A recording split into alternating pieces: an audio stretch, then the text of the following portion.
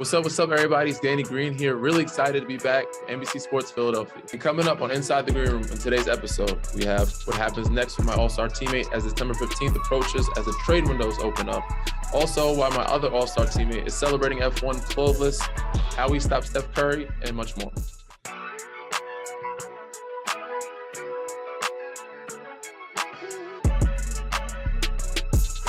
Excited to start the new season of Inside the Green Room with my guy, Danny Green. I'm Harrison Sanford. You can find us on the SiriusXM Podcast Network, as well as we did last year on NBC Sports Philadelphia. Now, the biggest elephant in the room. December 15th started the new deadline where players who signed this offseason can get traded.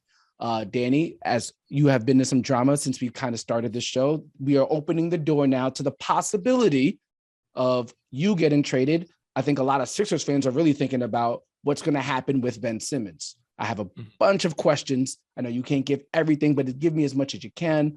First and foremost, what is the team mindset around Mr. Ben Simmons? We haven't really seen him or spoken to him much, so guys don't really operate or thinking about him. So when we do see him, it's like, oh, he's here. But most of the time, we just operate and play and live our teamly lives as if he's not around, because he's not. So we just, and when people bring him up, you're like, oh, damn, I forgot he's like a part of the roster type of deal.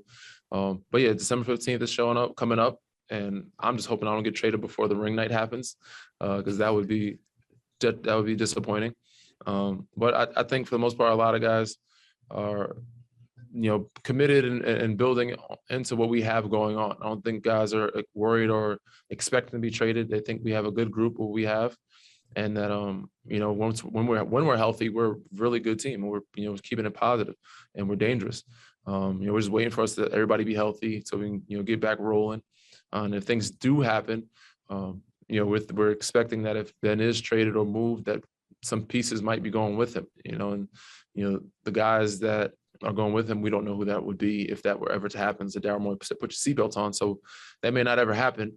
But I think he just needs to understand that, the guys that you're, I guess, not talking to or not interacting with are guys you might end up with on another team with. So yeah, he's around when he comes around. I think he's doing his workouts and rehabbing, and I think he had some issues. I don't know. I don't, tap into it. That's above my pay grade.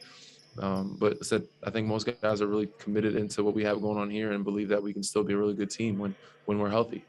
Twitter has reacted to what's happening now, and it's putting guys in positions that necessarily they weren't put on the roster to be in. For example, the fan base isn't too happy with Tobias Harris right now, but Tobias Harris, just like you, got a lot of his points set up from Ben Simmons' assists. And while Tyrese Maxey has had his showings of good scoring as a combo guard, he's not necessarily the pure playmaker that Ben Simmons was. And that's not any fault of Tyrese Maxey, but Ben has time in the league and he's been an all-star level player. So it's a very difficult thing, I think, for, as you guys continue to evolve, try to get some continuity, because obviously guys have been injured.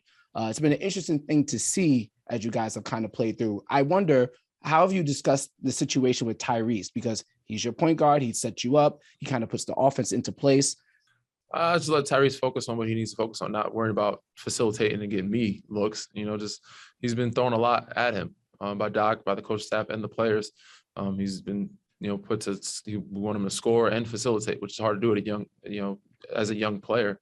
So I just try to, be the positive influence and keep him, encouraged and his mind right, emotionally and mentally stable, to continue to have him do what we need to have him do night in, night out.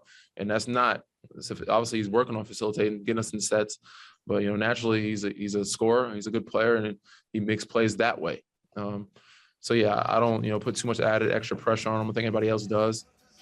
Maybe some guys, but not really. They just say, look for this here, look for that there. But there's so many things thrown at him. I just try to get him to just play his game and not worry about anything else or worry about me or getting me looks or trying to be what Ben was.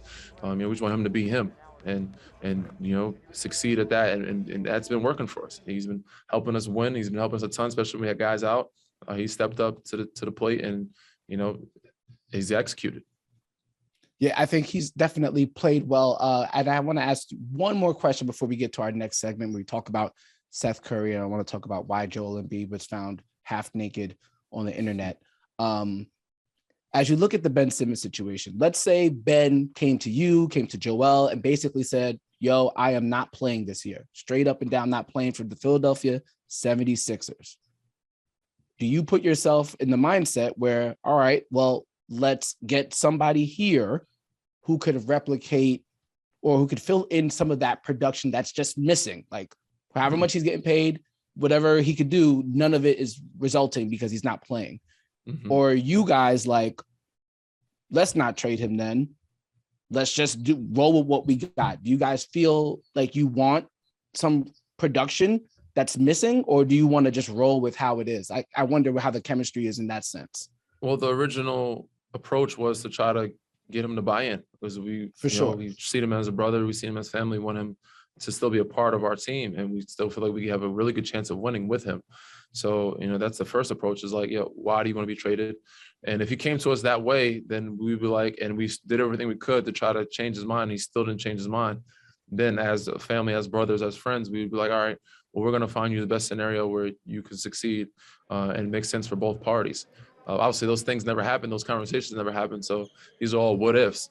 But yes, if that happened and we try to find him a situation, of course, we're going to look for something in return that can replicate what he brings to the floor and what he brings to this team, which is very hard to find. He's a unicorn. He's a very special player. As much as people get on him and rag on him and say how he was this and this and that and how bad he is, he's a very good player, and he's very hard to replicate. There's not many players in this league that can do what he does.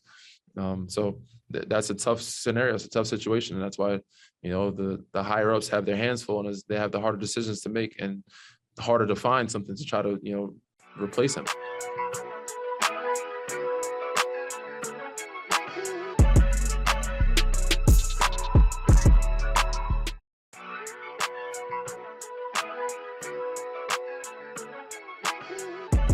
Back with more Inside the Green Room. That's Danny Green. I'm Harrison Sanford. One of the things that I want to do this year, DG, is there's this phenomenon, shout out to Worldwide Wob, about you trending on Twitter. Now, I don't advise you to look up your name on Twitter after any game, because it's just toxic environment. But as your co-host and I guess part of your production crew, it's my job. I have to type in your name on Twitter, see if you're trending or not, and see what you might be trending for. So last week when we played the Golden State Warriors, there's a tweet from Joe Varay, NBA. Can we pull that one up? Oh man, actually, it is kind of. You want to read that one? Danny Green going for that block on Poole probably just triggered a whole lot of emotions among the Warriors fan base. LMAO. Yes, he is correct. Because I did get I got a couple of little hate tweets, little hate mail. I wish your Achilles blows out. You should have went for the block. You're cutting people out. You dirty player. These are clean blocks, man. I'm going up there and I'm making clean attempts on these plays. They called a foul, but to me, these are very fair, up in the air plays. And a lot of them, I think that I'm catching cleanly, and I'm not trying to injure anybody. But yes, Clay being hurt since that time has been my fault. Back-to-back times he's been injured, regardless of when it happened, where it happened after that incident. Him missing 2 years is Danny Green's fault, according to the Warriors fans, and they all hate me for it. Might as well just bring up the next one then. At this point, it's on site with Danny Green. Warriors fans have had enough. Yep, that's pretty much the tweets and mail I've been getting from that day, and said when Clay was hurt, of course.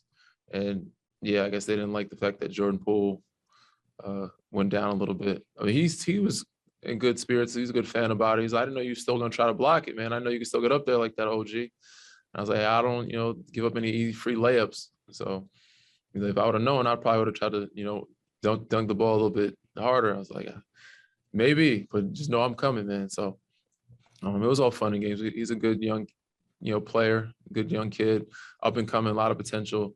He's going to be really good in this league for a while. For sure. I think obviously unfortunate what happened with Clay. With that being said, I think all NBA fans are excited to see Clay come back to the league. It looks like he could be nearing here a couple weeks with Even Christmas NBA right players, around.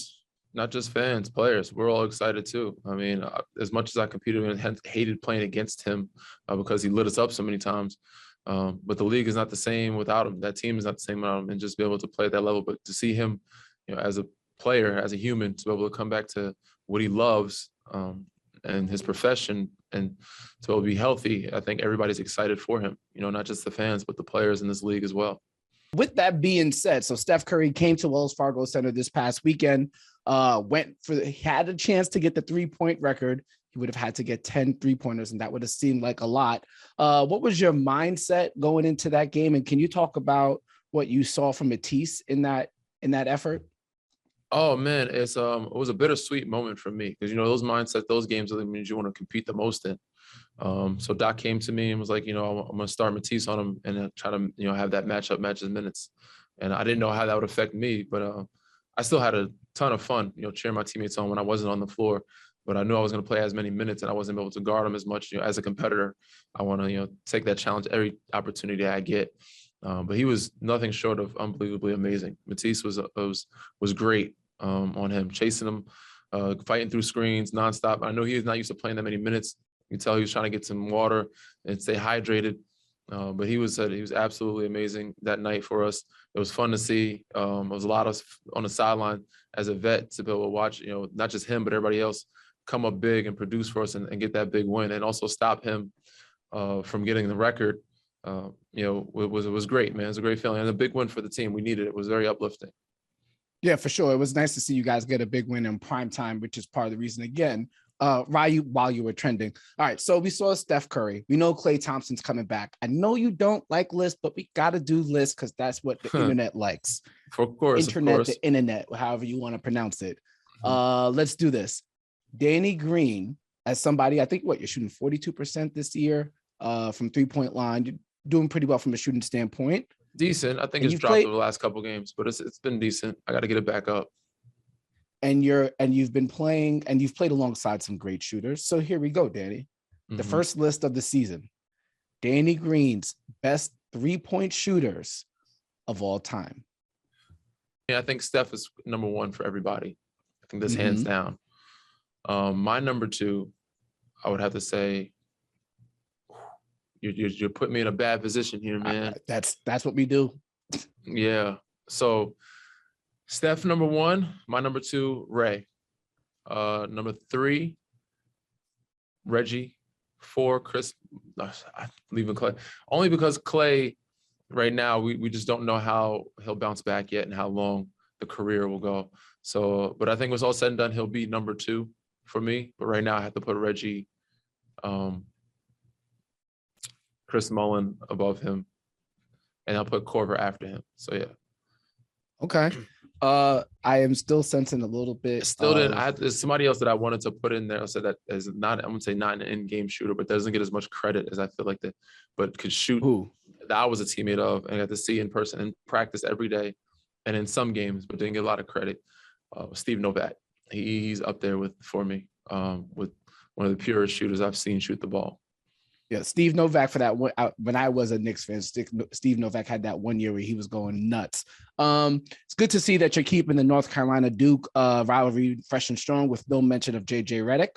When we come back in the show, we have to discuss what else is going on in the NBA, and unfortunately, it seems like the COVID-19 situation that we went through last year seems like it's making its roundabouts again in the NBA and across the world of sports and in our world. So we have to talk about it when we get back. This is Inside the Green Room.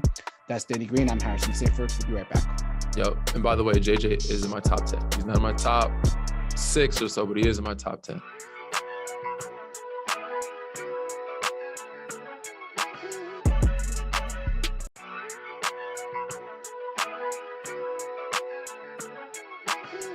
Unfortunately, Danny, as we're seeing this year come to a close, we're starting to see an uptick in COVID-19 health and safety protocols across all leagues and obviously in the world. And in the United States, this new variant is seeming to pick up some steam. Unfortunately, we've seen the Chicago Bulls. They've had to postpone their games. Obviously, your team has had to deal with some health and safety protocols and players being out. Unfortunately, it's starting to feel like last year's playbook. And I know in Philadelphia, starting January 3rd, I believe, people will have to be vaccinated in order to enter Wells Fargo Center. And when it comes to restaurants and things of that nature, they have to be vaccinated, not just showing a negative test. Just your thoughts on kind of going through this process somewhat again, or seeing it come around the corner. Oh, it stinks, man. I mean, especially for a lot of families and obviously the teams that are going through it. We went through it early. Unfortunately, some of them going through now. You see Chicago Bulls have like 10 guys out. I know Joel and Tobias, when they had it, they were struggling. And, some of their families had gotten it too. So I'm glad they all made it out safe.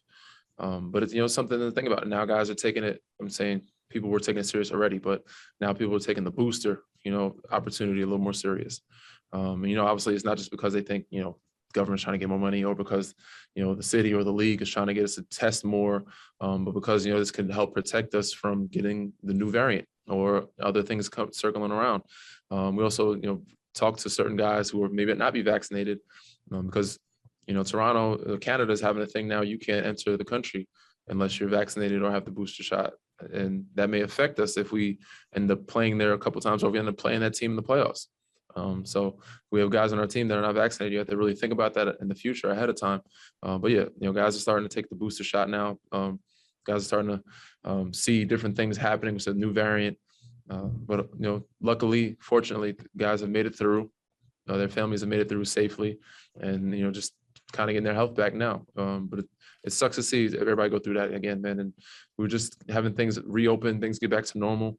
And now, coming back again. Hopefully it doesn't last forever. Instead, at some point, we'll hopefully get through it as a unit, as a group, as a country, and as a world, as the world. And hopefully, not have to look back again and just have things back to normal.